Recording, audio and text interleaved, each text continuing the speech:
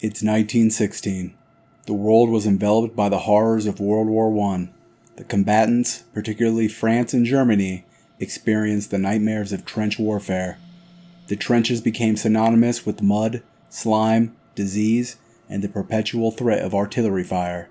New warfare innovations like poison gas introduced death from a distance, but up close, brutal hand-to-hand combat with clubs and knives remained a grim reality. But within this bleak landscape lurks an even darker threat, an entity dubbed the Beast.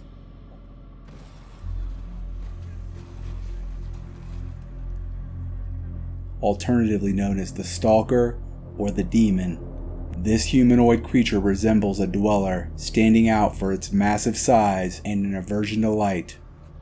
It's goddamn bright out here. While it shies away from illumination, sound attracts and agitates it, making it a lethal presence for any living being nearby. Despite its size, the beast moves with remarkable speed, able to pursue its targets rapidly and burrow underground with ease. This ability allows it to navigate openings in walls, even within the confined spaces of a French bunker. However, before we dig into what makes the Beast, well, the Beast, we need to talk about Augustin Lambert.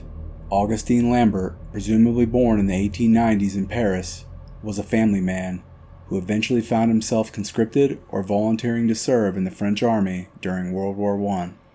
He served as a soldat, or private, and formed a close bond with a fellow soldier named Henry Clement while stationed at a frontline bunker. In one harrowing event during a German assault, Lambert risked his life to save Henry from gas attacks and enemy fire.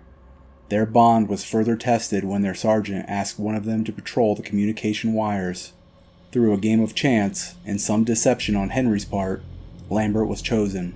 However, his patrol took a dire turn when he fell into a crater and injured his leg. Henry, feeling guilty about the trick he played earlier, ventured out to save his friend.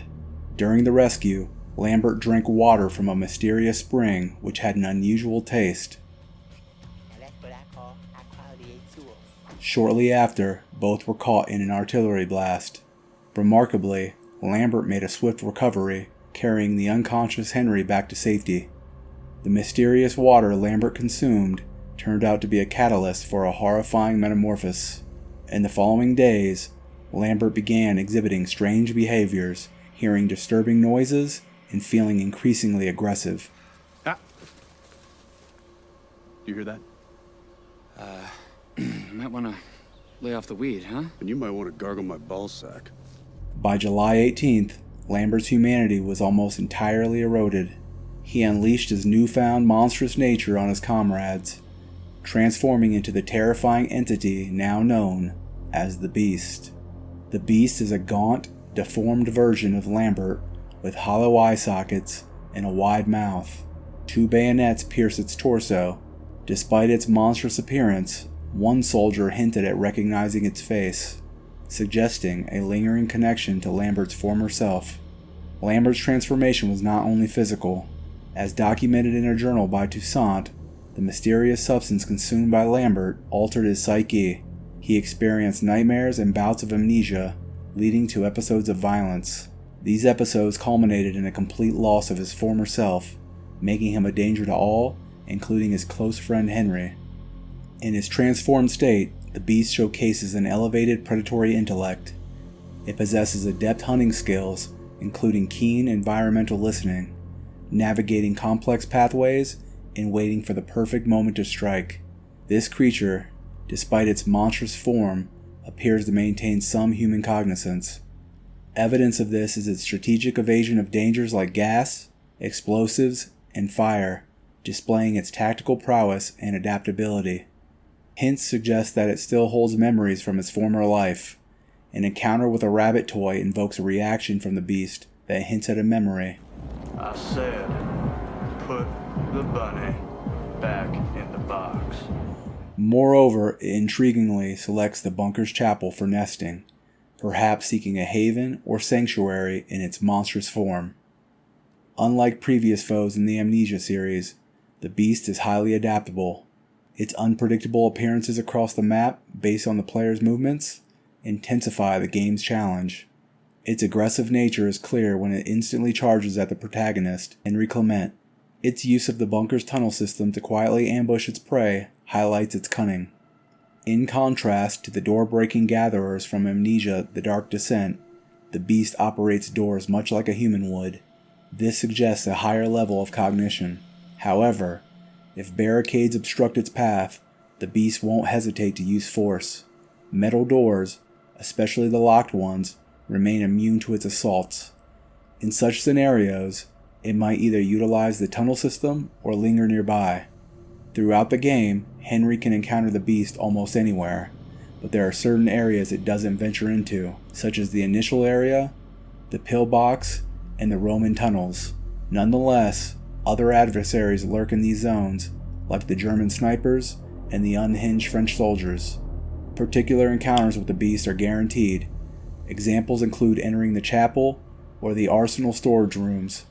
The beast's presence is further hinted at by visual and auditory cues. For instance, when it's within the tunnels, the dust falling and its distinct noises signal its proximity. Its hunting style is immersive and heightens gameplay tension. The environment reacts to its proximity with flickering lights and a thumping heartbeat. Radios fall silent as the beast approaches, building up suspense. It might either patrol its immediate area or actively search for the source of noise that drew it out. A unique gameplay feature involves Henry using the beast's strength to his advantage. By strategically drawing it to block wooden paths, players can make the beast break through.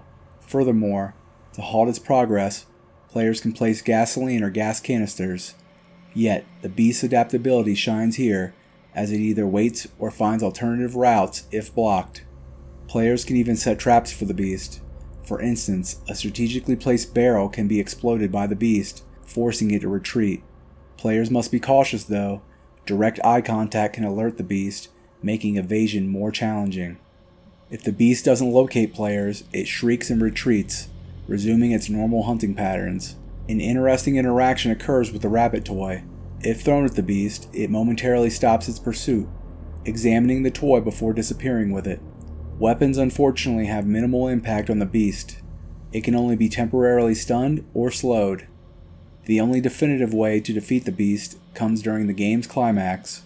Henry must lure it onto a bridge, then destroy it, sending the beast plummeting to its doom. Executing this successfully unlocks the game's true ending. And that concludes The Beast. Hope y'all enjoyed the video. I just want to say that I really appreciate the comments that I've received recently. Lots of good advice and feedback that hopefully I can use to keep getting better and making better content. Until next time, bye.